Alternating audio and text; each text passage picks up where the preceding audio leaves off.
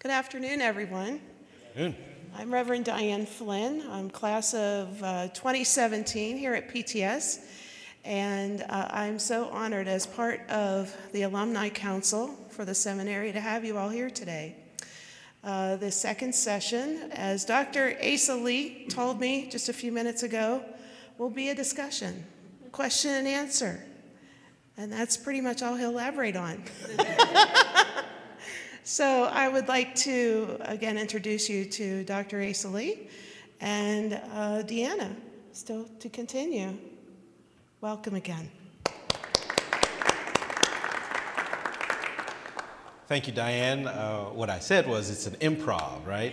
Yeah, and improvisation is at the heart of jazz and at the heart of what it means to kind of interpret and experiment in the way that we've heard today.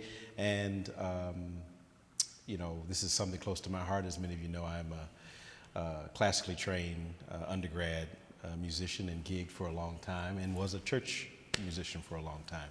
And so I was really excited about this opportunity to share and have discussion. But I want to begin by sort of, Deanna, hearing a little bit more about your journey, because as I just heard you say, and I think it is true, what you do is unique. What tends to happen, and this has been my experience as you were articulating, is jazz vespers tend to be sort of a jazz trio sitting with liturgical elements happening and then a jazz standard being played. Not necessarily a song connected to or a hymn setting, but it's just kind of jazz being played and worship kind of happens, which is not at all what you do. I mean, I was just totally enamored by your album with just hymn settings that was totally appropriate for a worship service. So how did you come to this? Like, why is this, how did you get to this journey? I think those of us who are pastoral leaders, your journey is really important. So how did you arrive here? Well, I was born, no. So I should preface this by saying, so I moved 11 times as a kid. And I think that actually had something to do with, you know, the fact that I always had to adapt very quickly to wherever I was, and we did not stay in one denomination. So like Baptist churches for a while, Methodist churches, Christian Missionary Alliance churches, they got more conservative theologically.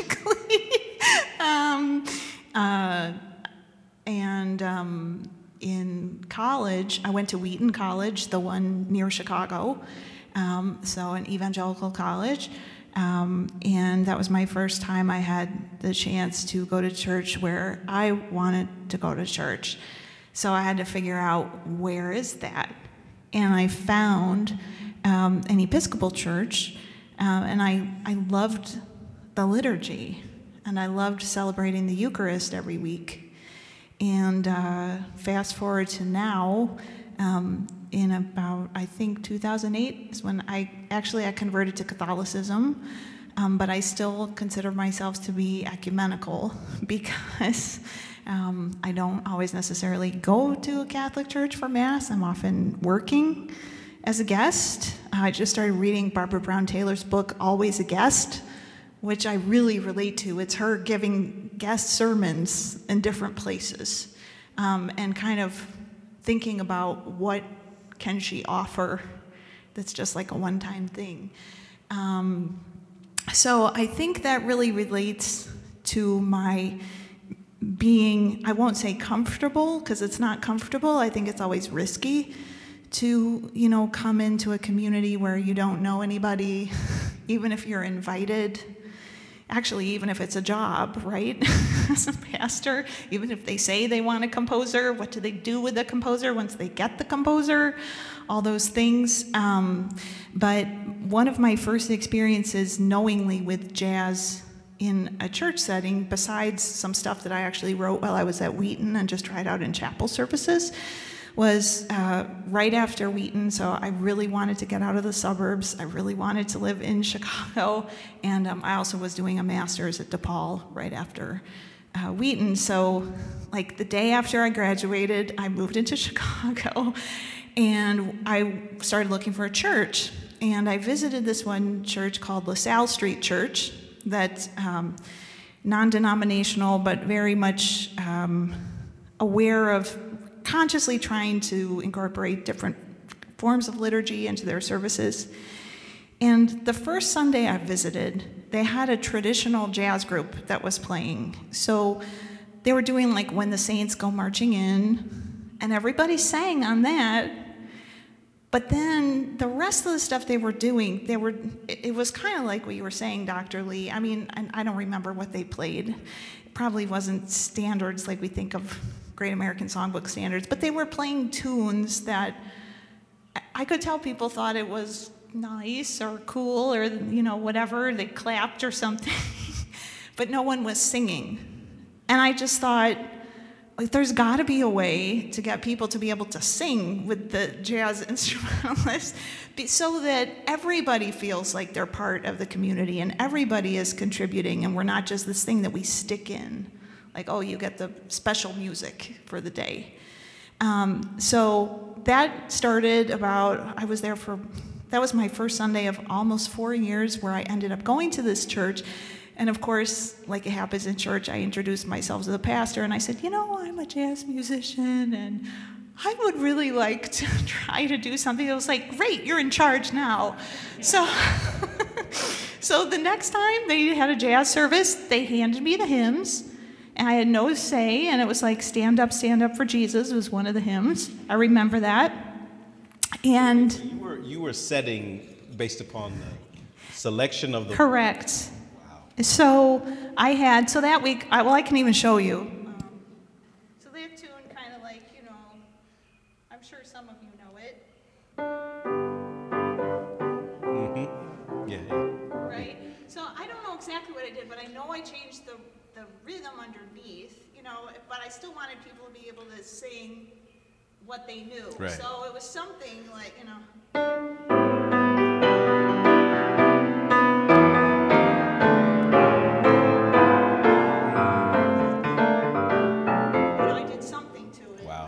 Wow. Yeah, so, but, you know, it was again like, okay, I wanted everyone to be able to turn to page whatever, insert the name of the hymnal. And then there was a choir. So like that first time, I think I arranged Come Sunday by Duke Ellington for the choir. And I brought in my quartet, and we also did a piece by James Williams, great another late jazz pianist. He had a record that I loved at the time with a group called Intensive Care Unit, which was a bunch of singers with his small group. And some of them were, I mean, kind of religious or whatever. He had this tune called Yes, Yes, Oh Yes. I transcribed that. We did that. And so I just pulled in different things, and then I kept doing like maybe twice a year jazz services or something. And then other times I would sub and play because I play other styles too. So I play classical music. I can play the hymns, you know, straight if I really have to.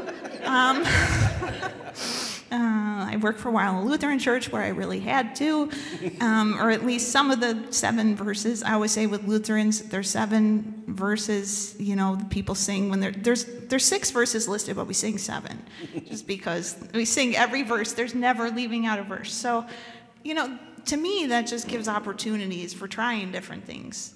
But really, this kind of grew out of my noticing that people weren't singing with the instrumentalists. And I thought, well, let's try to have some way that we can sing together. And so, of course, hymns were the easiest way in to start. And did you discover just how unique that was? I'm sure not at first, but over time, recognizing that the kind of thing you're doing really does invite the congregation into a different experience. I mean, you know, every single one of those hymn settings on your album, you could sing the verses of the hymn too, and it just not the harmony. You can't sing the harmony. Not the rhythm. Well, I mean, I can, but you know, the average congregation can't. Yeah. But that kind of inclusivity of worship, right? That you were being thought of as a worshiper in there. Were you cognizant of just how unique that is? I think I have become more cognizant because of the amount of people, so especially since, so that particular record, I brought these up so I could show you in case we talked about them. That record's called Makes the Heart to Sing Jazz Hymns. And there's like 12 or 13 arrangements. The record's instrumental trio, but most of these were written for congregational singing with either just myself or myself and a bass player, myself and piano, bass, drums. And I really will say that I've realized from the amount of people who, email me, because every week I sell sheet music that goes with this. So I get notes from people saying, I just found, I'm trying to do a jazz service in my church and I found your stuff and it's so great. You write out the scores. Because again, as I mentioned earlier, when I started doing work, when I would book tours, when I play a regular jazz venue or something, and then we play a church, and then music director said, that's great, I love this kid, but I need more information other than the chord symbols and the melody. So I was like, okay. And I hate writing out piano parts. It's very tedious. It's very much like I have to simplify what I do and think what somebody can do. But I think that's part of what my work is, or dare I say ministry, is that I'm trying to think of other people and how they get access. And maybe it's also from, feeling like I know in some ways areas where I've struggled to feel like I have equal access to certain things as a jazz musician. But thinking about how can I want people to be able to, like Mary Lou Williams did, be able to take this music and do it in their own parishes. And I don't care if it sounds exactly right. I don't care if people miss the syncopation on the and of 4. Hopefully they don't do it forever, but that's kind of the thing, yeah, always thinking about other people. That is an important part of ministry, yeah. Well, thank you for this. I think we're going to have questions later. Yeah. We will have a spot for Q&A, yeah. So you kind of evolved from just being the jazz musician to now being a jazz musician interpreting and engaging hymnody, and then you discover Mary Lou Williams. So how did that unfold? Yeah, well, I should also say, I don't just do stuff with hymns. I have tons of, and maybe we'll even play a couple during this hour. I have a ton of congregational music that's all original stuff. So, like we did some this morning, like Come and Feast, that piece we did at Communion. That was written for, I was working at a church. It was a church that was UCC and Disciples of Christ. They had affiliations with both, and they wanted to have a dinner church. And so they wanted to have a song that could be sung without accompaniment, that people could stand up and sing before they sat down and had dinner together, and had basically the meal was like the service. So that's what I wrote that for. The song we did at the end of chapel, Today We Walk in Love, that was written for the Justice Choir songbook. I don't know if any of you have heard of the Justice Choir movement, but that's basically a small group of choral directors and conductors in the Minneapolis area back in 2017 realized they would go to things like a lot of social justice gatherings, and there wasn't a repertoire that people had to really sing. Sometimes people might know We Shall Overcome, or maybe, if they're really lucky, Lift Every Voice and Sing, but there wasn't too much beyond that, or nothing really current, like contemporary, written by living people. So they asked composers to write something that anybody could sing. That's where that song came from, and originally I just wrote the melody. I wrote the tune in 5 minutes, trying to think of how to make it as accessible as possible, and then I sent it in after writing the lyrics, and then they said, we love the harmony, could you write 4 parts? So all that music from Justice Choir is free for people to use for non-commercial use at their site, justicechoir.org. And at this point, that's probably, because I made an optional, I know I'm going off topic for a minute, made an optional piano score for that people can buy for like $2. from my site. I've probably sold more of that piece at this point than my jazz hymns. Wow. Because that's like an interfaith piece, you know, and I've heard from students who have sung it and told me their experiences. I've heard from, it was a song that a few years ago, the All-State like choir in Connecticut, they did a video that went with the song, and because of some of the content of the video, it was decided that the video could not be publicly released, and there was a whole thing that just came up about people studying the words of the tune in like relation to, you know, it's because they had a raised fist and a Black Lives Matter sign in the video. And so I was like, I wrote this tune so quick, you know, but it's something that somehow, when it was released, it also happened right before all the violence in Charlottesville. I started getting emails from people, and this is again people I don't know. I mean, people in Charlottesville emailed me and said, we just found your song and thank you because we wanted something we could sing together and we weren't sure what to do. And it, you know, it's almost hard to emotionally take all this in. Right. You know, because usually I don't know where my stuff goes. It like goes into the ether, or somebody buys the sheet music, and maybe if I'm, you know, if they think about it, they will send me, you know, a link to say like their live stream of their service or something.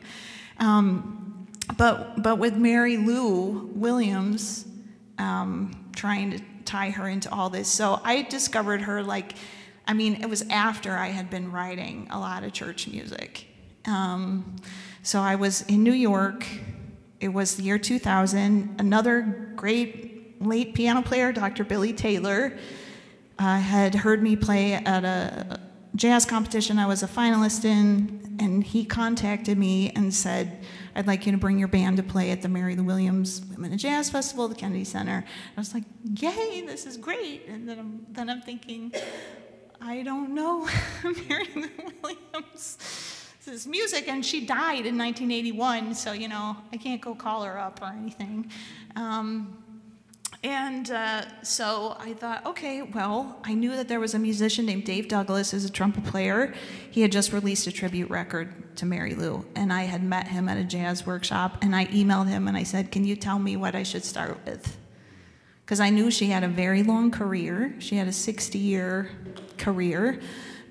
She was born in Atlanta, but she grew up here in Pittsburgh, and then spent... Literally East Yes. Liberty, yep. Yeah, and then she was in Kansas City for about 12 years. I'm skipping a couple places that she was at for shorter, like Memphis. And then she was in New York for most of the rest of her life. So Dave sent me some list. I don't remember what it started with. But I also started at the same time reading the first biography of her had just come out by a woman named Linda Dahl called Morning Glory. And I got to the point where it was like basically halfway through the book, because it's like halfway through her life she has this midlife conversion to Catholicism, and then soon after this she started consciously writing religious music. And I learned she had written 3 jazz masses, and I was like, wow, I don't know this music. And this woman, you know, really amazing jazz instrumentalist, like wrote liturgical music. I'm like, okay, I gotta hear this. So then I went, only one of her masses is like, can you go to, say, I hate Spotify, but whatever, Spotify or, you know, YouTube or whatever, and find it. Mary Lou's Mass, which we did at Sacred Heart Church a couple years ago. So she has 2 earlier masses.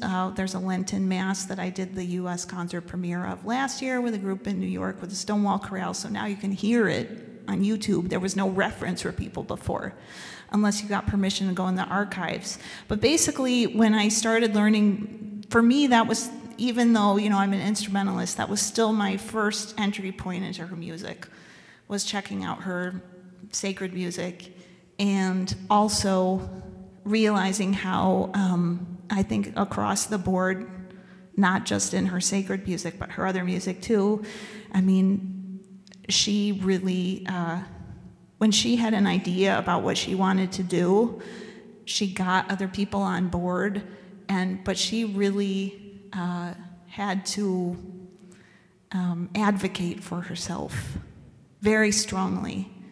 And I feel like that's something I've had to do for myself too, and I still have to do it, and I don't find it easy. But Mary Lou has, I mean, in my life personally, I consider her my friend. I mean, that may sound strange because she's dead.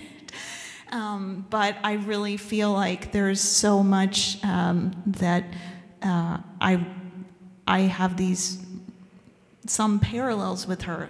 Like, I converted in the same parishes where she converted in New York. I just did with Tony, actually, a couple weeks ago or a month ago, we did one of her masses at the church, and where in 1962 she presented her Black Christ the Andes, St. Martin de Porres, her first liturgical jazz piece. And I bought a house here in Greenfield a couple years ago, and I didn't realize till several months later, her grave site is a mile from my house. So I've gone there a bunch of times. And I also think just also, you know, moving, feeling like I kept coming back to Pittsburgh to do Mary Lou stuff, and I thought, I think I really want to be here. But moving, you know, I moved here in COVID, very difficult, moved by myself, had a lot of big changes in my life. Started a PhD program, you know. Had no piano the first 11 months I was here until my fans donated $25,000 and I got a Steinway from that. But there's still, you know, Mary Lou is like my companion now. She's like in the book, I think I call her like my soul companion and my chosen mentor. And so I really believe that in the communion of saints that we can have that with people. Wow. That's incredible. I was going to ask you about the soul connection there. How has she inspired your music in terms of the way in which you thought about everything from chordal structures to voicing, and to how's that? Well, I don't feel that Mary Lou has, so composing wise, like I'll say there's some things that she did that I would never choose to knowingly do. Like her piece, St. Martin de Porres, which is now starting to be recognized as this, you know, masterwork, and it is, and part of the reason it is because it's so hard. I mean, it's so hard because she splits this, so it's written for soprano, alto, tenor, bass, and each of the parts, it'll be like split 4 ways, you know, in the space of an octave, and it's like, Mary Lou, that's really hard. So what I figured out was she took the way she wrote for big bands and she transferred it to choir. And not many people have talked about that very much. In that piece, I really believe that's what she did. So I, you know, probably would not choose to do that. I got asked by the Mary Lou Foundation last year or the year before. I created a new performance edition of her third mass for them, so that now, because I know what the choirs need to see, what the jazz instrumentalist needs to see, what the rehearsal pianist needs to see, which are not always the same things. Right.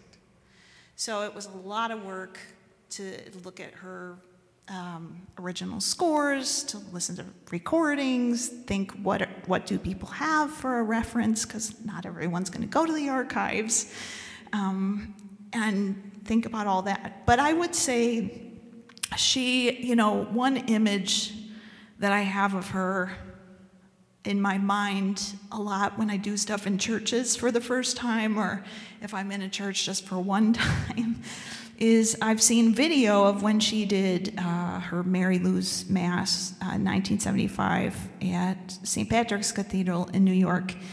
And in that video, there's maybe like 3,000 people there.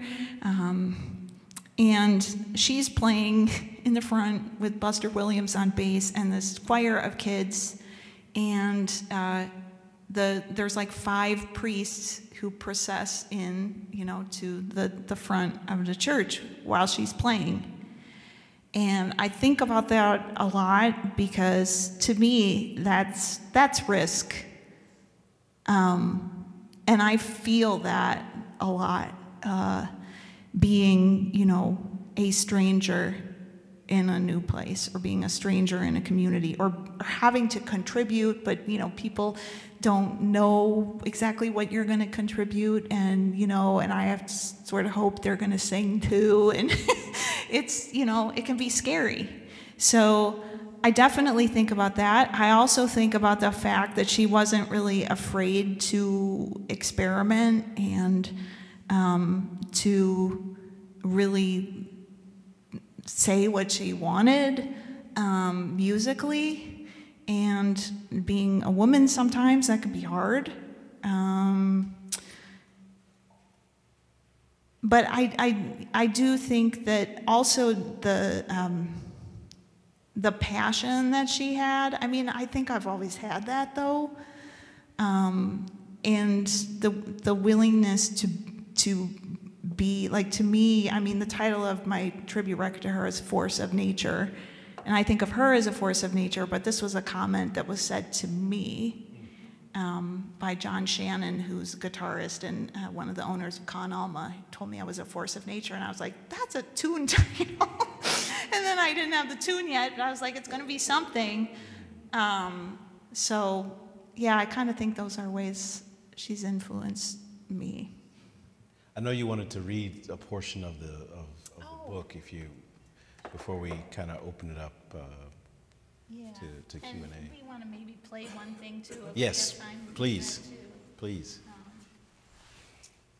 I'll just read a short portion from the introduction, because in the intro I do talk about my relationship with Mary Lou, but now you've already heard some of that.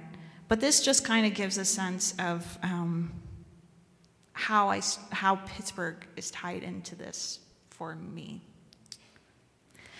As a new resident of Mary Lou Williams' hometown of Pittsburgh, I see Williams everywhere. The cigarette-stained keys on her well-worn Baldwin upright piano are on display among belongings of other local jazz legends at the Heinz History Center. She gazes at me from the murals of Pittsburgh icons that appear on downtown buildings and along the East Busway. Minutes after boarding a bus from St. Benedict the Moor Parish in the historic Hill District, I gasp on seeing Williams's image on the side of an old theater as I whiz by. I later find out that the building was the New Granada Theater, a major jazz venue where Ella Fitzgerald, Duke Ellington, and Louis Armstrong performed. Williams keeps leading me deeper and deeper into the musical legacy of this welcoming city. Less than a year prior to moving here, while renting a room for 7 weeks in Morningside, I often mention Williams in conversation. Almost invariably, whether I was speaking with a lifelong Pittsburgh resident, a professional jazz musician, or a college music student, I heard variations on the same refrain that sounded like this. Wow, Williams was a great pianist, right? And didn't she compose a lot of important jazz tunes? I don't know any of her pieces. What did she write? Wasn't she a mentor for Thelonious Monk? These responses reminded me that to this day, most jazz musicians, let alone historians or Pittsburgh residents rightfully proud of their city's rich jazz legacy, know Williams's name and almost none of her music. Her compositions are, this is starting to change, but her compositions are not regularly played in piano trios, one of the basic instrumentations in jazz. And while some of her big band music is starting to receive more programming, it's not yet in the regular repertoire of collegiate or professional jazz orchestras. In the great man narrative all too common in jazz history today, Williams is often reduced to a role as an early big band arranger and a mentor to bebop musicians whose names and compositions are front and center in the pantheon of jazz greats, such as Thelonious Monk, saxophonist Charlie Parker, and trumpeter Dizzy Gillespie. Williams's work, her musical output, is understudied and underperformed. Williams's spiritual journey is also commonly reduced to a one-dimensional story, emphasizing how her midlife conversion to Catholicism made her somewhat of a religious fanatic. Rather than honoring the months of rigorous religious education and decision-making that a person wishing to enter the Catholic faith undertakes prior to baptism, Williams's choice to embrace Catholicism gets glossed over as a retreat from her arduous life as a performer, in which, as one musician said, quote, "She trusted everybody and was treated so bad." Yet, as her friend Dorothy Day knew all too well, Christianity is not simply an interior, personal faith. It requires seeing God in all things, in all people, and demands that we care for the poor in our midst. Williams cared for the poor and, like Day, chose voluntary poverty in order to rehabilitate the sick in her own community, especially jazz musicians. She performed these works of mercy even prior to her conversion. A 1950 album cover of a recording by pianist Bud Powell shows Williams partially hidden and Powell at an upright piano, perhaps Mary's piano in her Harlem apartment. Mary was a behind-the-scenes, one-woman support system for Powell, not only coaching him musically and recommending him for gigs, but calming him when his mental exhaustion turned into explosive episodes, which led to several stays in mental institutions. Williams's charitable work, via her 2 Manhattan thrift shops and her founding of the Bel Canto Foundation, a charitable nonprofit dedicated to rehabilitating jazz musicians who suffered from drug addiction, is well documented. Less discussed is her ministry of letter writing, conducted over decades with fans from all walks of life, including priests and nuns. Williams cultivated nascent friendships by writing to religious sisters who she met during her many spiritual retreats. In the 60s, her frequent letters to Father Michael Williams, the new director of the Catholic Youth Organization in Pittsburgh, facilitated the production of the first Pittsburgh Jazz Festival, as well as a historic piano workshop, including Williams, Duke Ellington, and Willie the Lion Smith, and a teaching position at Elizabeth Seton High School, where she wrote her first jazz mass. Williams found sustenance for her daily work in letters she received from men and women religious, as well as from listeners who found healing in her music and her words of encouragement. Her kind-heartedness extended to notes she wrote on the backs of torn envelopes from fans who shared how their lives had been transformed after they heeded her admonitions to go back to church, or after she spoke with them following a performance.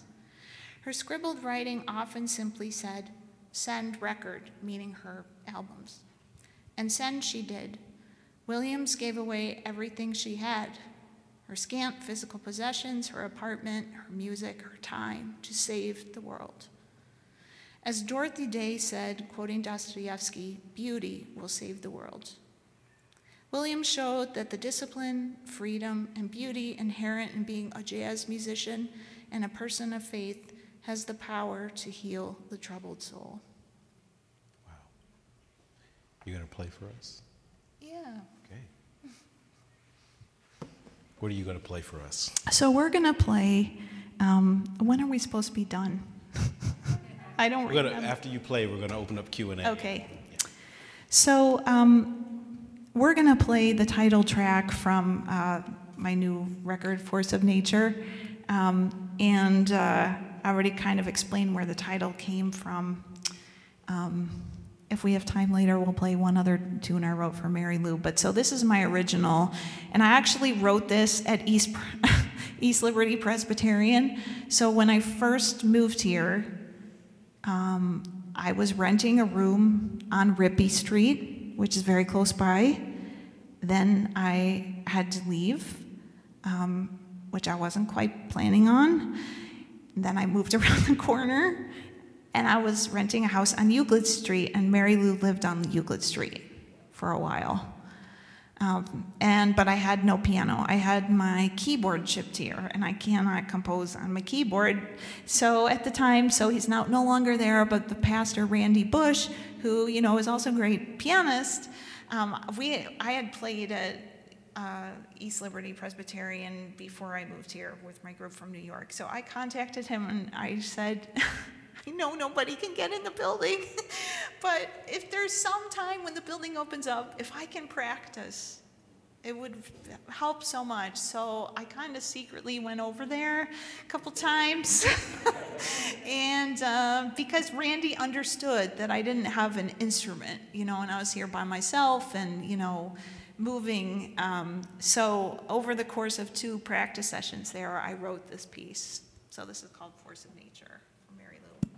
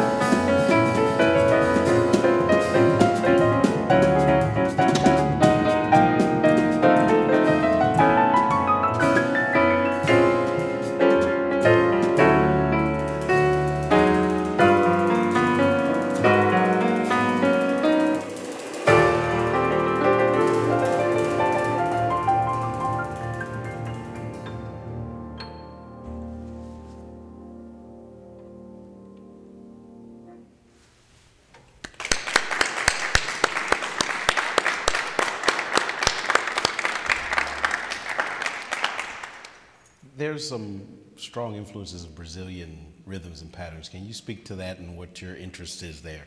and then we'll open it up for some questions from the floor. Well, I've been playing Brazilian music for a really long time. I've been playing it a lot less since I moved here, kind of sadly. But right before I moved to New York, I worked with a singer in Chicago for about a year who her repertoire was like half jazz standards and half like bossa. And so then I started listening to people like Elis Regina and Rosa Passos, I think were the first two Brazilian artists I listened to, and I love the fact that, first of all, they could be singing about something that's heartbreaking, but it sounds great and makes you want to, get up and move. Or the other way, there's so much pathos. And, but yeah, when I moved to New York, I started taking lessons with a Brazilian drummer named Vanderlei Pereira, and he would put rhythm sections together. And he's blind, actually, but he would come over to the piano and show me like what to do with my left hand, like how to break my left hand up into different patterns and things, and then I played in his band for a long time. So I just kept getting more deeply into it, and then I was singing some tunes but not understanding the grammar, so I decided I had to learn the language. Yeah, so the last time I was in Brazil was 2018, so it's been a little while. I was there for 9 weeks in Bahia most of the time, and I started work on a composition that I put aside because then the Mary Lou book project came up, writing a piece based on different Brazilian manifestations of Mary. So we're and I interviewed women who were devoted to Mary, different Bahian women, and talked to them.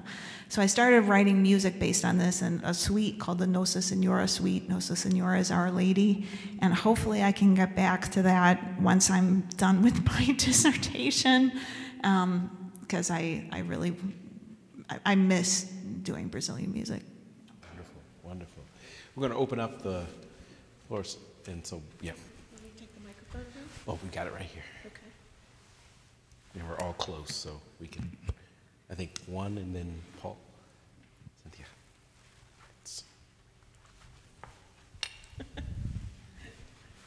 Thank you so much. Is your sheet music compiled at all, or is it all individual? I have a couple of songbooks, so that go with, like, there's actually downstairs I have samples too. Okay. So this, from this place, which has like Let My Prayer Rise that we did, I think a couple other things, has a mass on it. I have both, believe it or not, spiral bound books that I printed for some Methodist women's conference where I printed way too many. Okay. But I also, I sell most stuff on my website as PDFs, and then there's a book of the hymn stuff that's also electronic, but there's a whole section. I have a QR code downstairs that takes you to the page that has like all my scores. And are you acquainted with Joe Negri and his Mass of Hope? Yep. Okay. Yep. Thank you. Paul. When I lived down there, I found bossa nova so soothing. Is that why you picked it up? Well, there's so many different styles of Brazilian music, so, bossa is just one style. I mean, so I really, I love like maracatu from the northeast of Brazil, like from Recife. I mean, because I also really feel like when you play, a lot of jazz musicians who don't necessarily know or have studied Brazilian music, when they go to play a bossa, I have to adjust what I do because it doesn't fit. Because the phrasing is different. And so there's something about the phrasing, but there's also something about all the many, many different percussion patterns, and how, I think as a pianist, I think this in jazz too, but I mean, I think I'm a percussionist too, not in the same way, but I'm sort of the bridge, like, because piano, you're the harmonic instrument and you're a rhythmic instrument too. And you really have to understand something about the different Brazilian rhythms to know even what rhythm I'm playing on in my left hand. Can you demonstrate a straight bossa? So sure. Kind of understand what you're talking about when. Like just play first word that came to my head.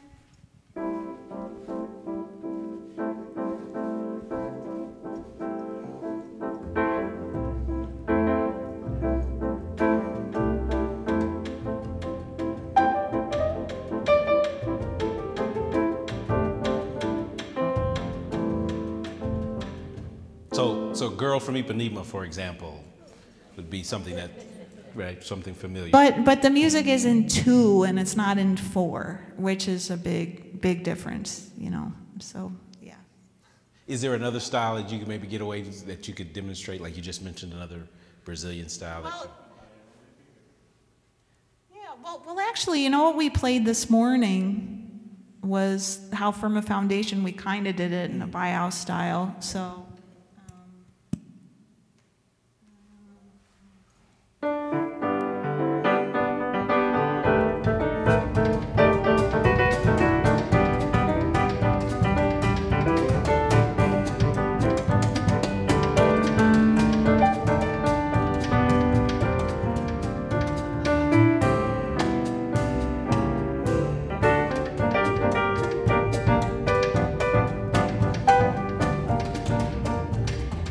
Which, now, forgive me because I can't help myself, which, this is a front line. Play the rhythm you just played. That's a New Orleans front line. Same kind of, so if you've been to New Orleans and you've seen, right, same kind of, right? So a lot of this music is all inspired by the same groups of people, and they've been shared in lots of similar patterns. So yeah, thank you. I had to get that out. That was it. Other questions, comments, thoughts?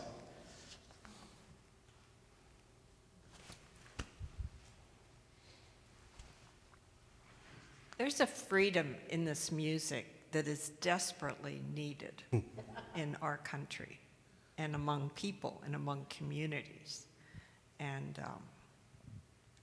the way in which the settings of the hymns that you've put in place is freeing up the harmonies in a beautiful way. You know, even you just played How Firm a Foundation, you played Stand Up for Jesus, we sang hymns in chapel this morning. You know, freeing them up in new and exciting ways is kind of the heart of what jazz is, right? So. Yeah, I mean, I think one thing that I do is I'm really sensitive to text too. So I don't change something just for the sake of changing it usually, unless, you know, if somebody tells me to arrange Stand Up for Jesus for $5,000, you know, and then I'll do it. You know, I mean, it's not a hymn that I would choose to do necessarily for various reasons. But I think a lot of, so like we sang Love Divine this morning and we had a couple of phrases that are longer. One thing that you miss a lot, because I write a lot of choral music too. One thing that you miss a lot when you're doing strophic music with verses that just keep repeating is you don't get to breathe very much. You don't get to rest. So sometimes, you know, where I put those extra moments of rest, I think actually between that and changing the harmony sometimes on a particular word allows you to experience the text in a different way. So I'm also really doing this from, there's freedom, but there's also a lot of compositional process that goes into what I'm doing. So I tend to think what the music I do, I hope, provides for people is an element of surprise. Because I think often, especially with things like, say, ritual that you do every day or every week, it's easy for stuff to get kind of old. And we're also dealing with, I mean, come on, you know, Presbyterians, and you write all your, you know, extra prayers and things like this. You have a lot of text, right? You have a lot of text. And there's nothing wrong with that. But I also think this is a whole other discussion. But, you know, in our, I mean, and maybe in our culture now, we're learning that, you know, you can't rely on text, right? But there's a thing about what do we value more, what we see or what we hear. And I think often in a lot of churches, it's what we see or what we read or what we say together. But when we say stuff together, I hope we're also hearing the sound we're making together. And I've done, you know, so I've also worked in many churches where some churches are more comfortable with having written music than others. Some will demand that I write out stuff for stuff that I would never write out. And others want it the other way. So I've worked with choirs, for instance, where, actually, can I demonstrate something for a minute? Absolutely. Can we Absolutely. look at Who Do You Say?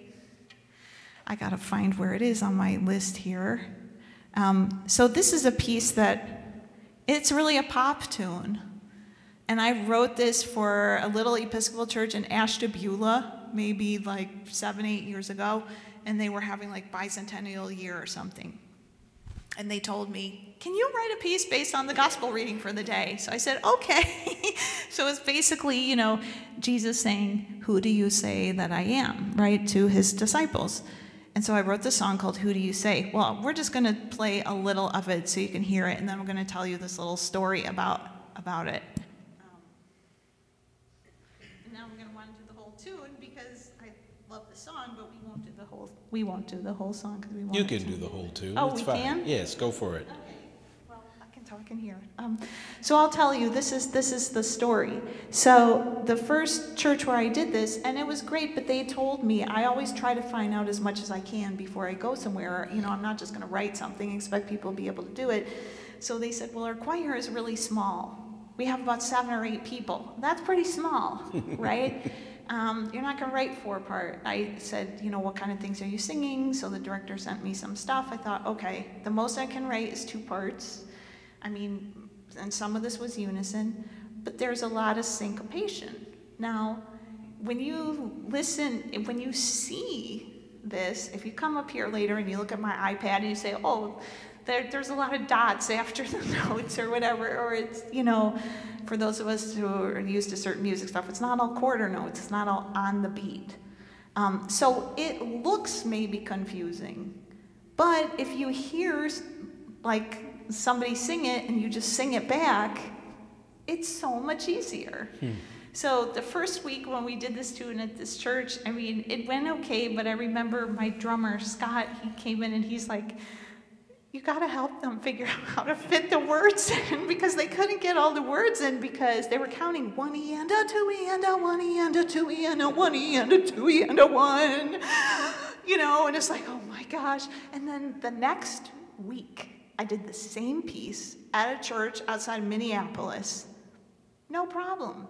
The difference, I sent the MP3 of the recording to both groups. In the first group, I don't think they listened to it.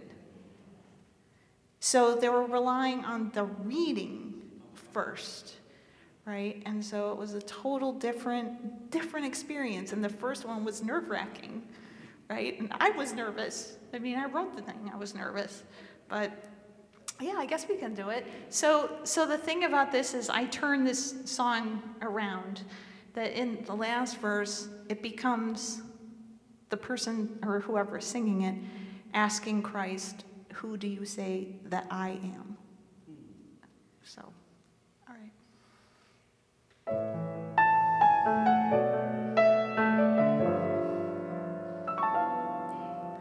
Some say that you were a teacher whose words challenged all who would hear. Others say you were deluded and stirred up division and fear. Some say that you were a healer whose hands cured and offered life. Now just as you asked your disciples one day, now you ask of me, who do you say that I am? Who do you say I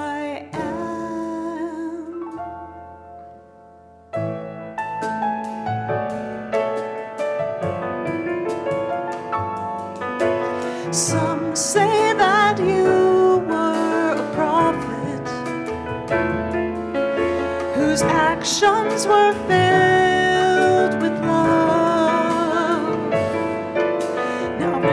Now I'm ready to answer what you now ask of me. I say you are the way that leads to life. You are the light of the world. You are the truth that gives us hope. You are God.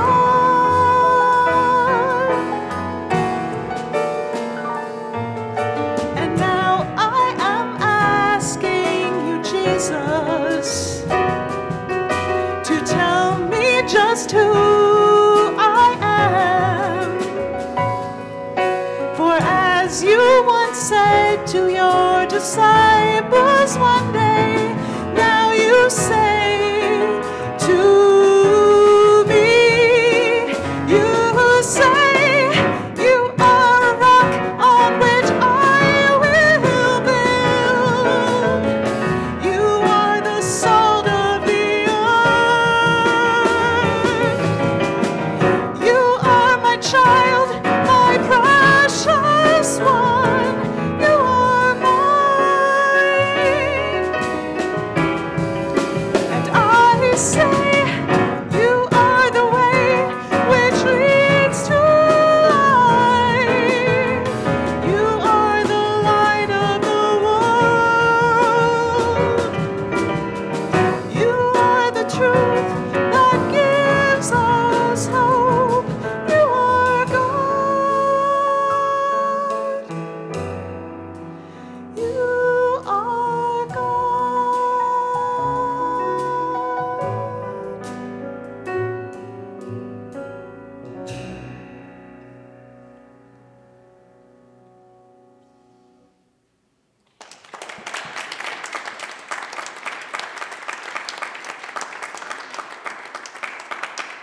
I would say that that's a wonderful way to end.